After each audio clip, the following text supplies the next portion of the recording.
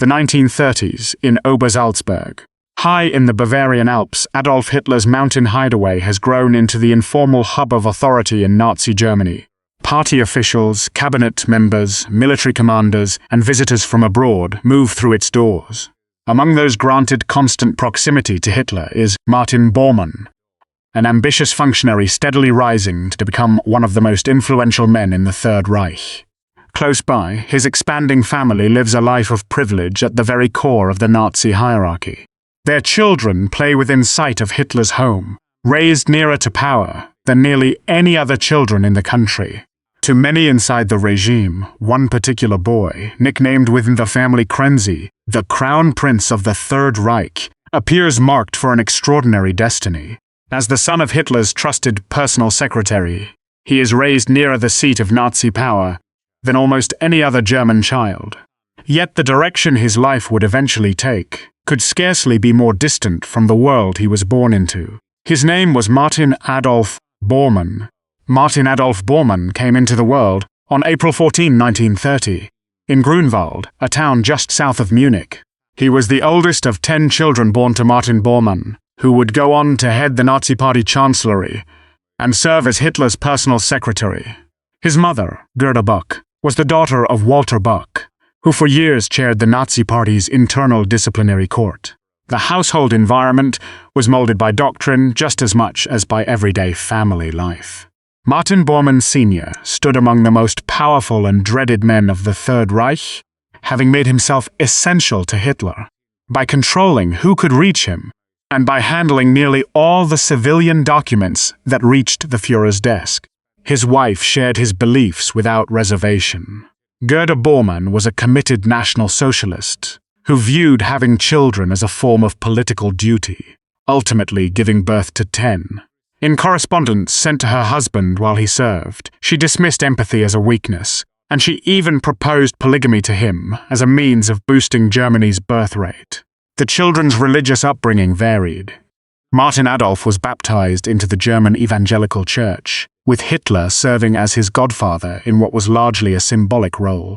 But as his parents grew increasingly hostile toward organized religion, the children born later were not baptized at all. From his earliest days, Martin Adolf was surrounded by the world of Nazi leadership. During the war, the family spent part of their time at Obersalzberg, the heavily fortified mountain compound near Berchtesgaden in the Bavarian Alps, where his father had directed the building of an entire network of villas, roads, and barracks encircling Hitler's residence, the Berghof. The Bormann children frequently visited there. One often recounted incident occurred when Martin Adolf was about 8. Presented before the Führer, the boy lifted his arm and shouted, "Heil Hitler, mein Führer!" and was immediately struck by his father. He had forgotten that in Hitler's presence, one was to say only Heil, never Heil Hitler. In 1940, at age 10, Martin Adolf was enrolled at the Reichsschulfeldefing, an elite Nazi Party boarding institution founded in 1933 on the banks of Lake Starnberg in Bavaria. The school's purpose was to mold an ideological ruling class, the future leaders of party and state. Martin Adolf spent 5 years there, taking in Nazi teachings, undergoing physical conditioning, and being groomed for a role in a world that was visibly falling apart even as his schooling continued. By his own later admission, he remained a devoted young Nazi the entire time, fully devoted to the beliefs instilled in him since childhood. On April 15, 1945, as the school was being shut down, Martin Adolf was among a group of students at Matrei in Osttirol, a market town in East Tyrol, present-day Austria, who were instructed to find their way back to their families. West's Allied forces were pressing in from the west, while the Red Army advanced from the east, and the Reich stood only weeks from complete collapse. A party official in Munich named Hummel urged the 15-year-old to attempt reaching his mother, who had escaped Obersalzberg with 8 younger siblings following an Allied bombing raid, and was then hiding in the village of Wolkenstein in South Tyrol. The trip proved unfeasible.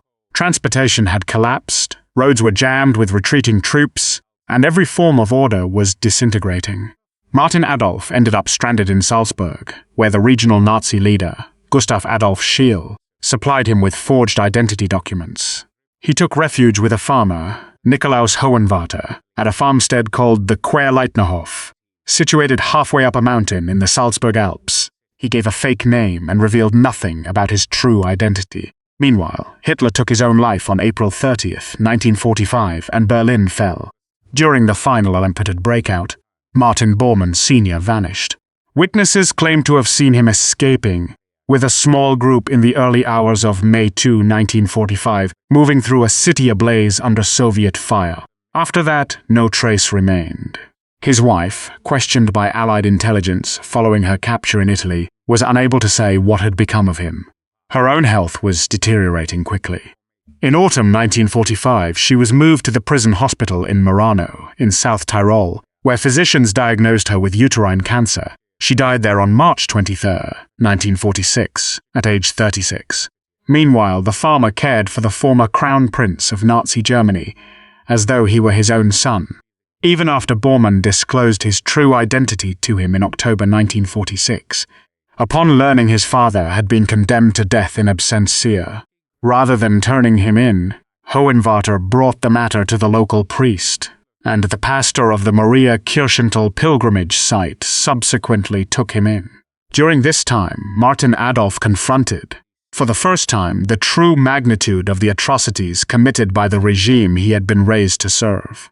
He also witnessed the compassion and support offered by Catholic believers and clergy. Together, these experiences drew him toward converting to Catholicism, a faith embodying a total reversal of everything his upbringing had been designed to produce. While serving as an altar boy at Maria Kirchental, he was detained by American intelligence agents and brought to Zell am See, a town in Austria's Salzburg region, for days of questioning. The Americans sought information on his father's whereabouts. He genuinely had none to give. Repeated examinations confirmed his honesty, and he was allowed to return to the parish. Following his time at Maria Kirchental, Martin Adolf Bormann came under the guidance and educational care of the missionaries of the Sacred Heart. He studied at their school, and after finishing his Abitur in 1951, entered the Order's formation program. That same year he traveled to Austria to begin his required novitiate, followed by philosophical and theological training in Innsbruck. He retained his birth surname throughout, dropping only the first name Adolf in everyday use. As he later put it, no one gets to choose their parents. Over time he reconnected with his siblings, nearly all of whom, with one exception, had likewise converted to Catholicism. On July 26, 1958, Martin Adolf Bormann was ordained a Catholic priest.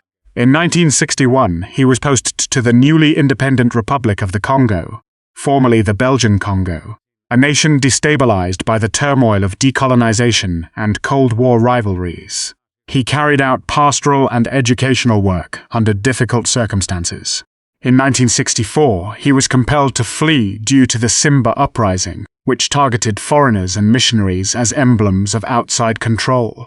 He returned briefly in 1966 but left again as conditions remained dangerous. In 1969, he was severely injured in a car crash.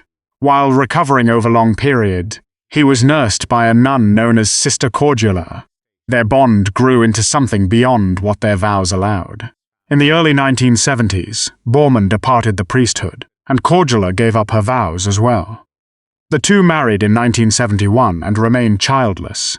He went on to teach philosophy and theology in Hagen, in Western Germany, until retiring. As Martin Adolf drifted further from the world of the Third Reich, uncertainty about his father's fate persisted for decades. Speculation placed him in South America, Australia, and Italy. Intelligence services, including the CIA and the West German authorities, searched for him without success. Then, in December 1972, construction crews discovered human remains near Lehrter train station in West Berlin. Fragments of glass embedded in the jawbone suggested death by a cyanide capsule. Dental analysis pointed toward Martin Bormann Sr., leading the West German government to declare him officially deceased. Yet skepticism lingered, and it wasn't until 1998 that DNA analysis, comparing the remains to a sample from a living relative, confirmed the identification conclusively.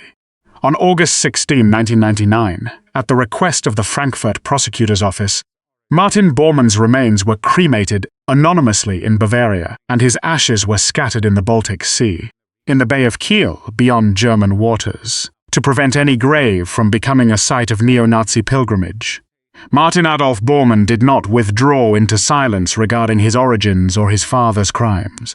Beginning in 1987, he participated in the reconciliation initiative, Children of Perpetrators, Children of Victims, helping foster dialogue between the descendants of Nazi officials and the descendants of their victims. He later spoke to students in schools across Germany and Austria about his own life story, the Nazi era, and the obligation to reckon with what his father's generation had done. In 2011, his later years were overshadowed when a former student at the Austrian Catholic boarding school accused him of rape, alleging the assault occurred when he was 12, and Bormann was serving as a priest and teacher there in the early 1960s. Other former students claimed they had suffered severe physical abuse during that same era. To some, these allegations suggested the son had come to surpass, in moral terms, the very father he had spent his life renouncing. Bormann denied any awareness of the accusations. By that point, he was already suffering from progressive dementia and could offer no coherent response. The Catholic Church provided compensation to the accuser. Martin Adolf Bormann, once the Crown Prince of the Third Reich and later a Catholic priest, died on March 11, 2013, in Herdeck, a town in western Germany. He was 82 years old.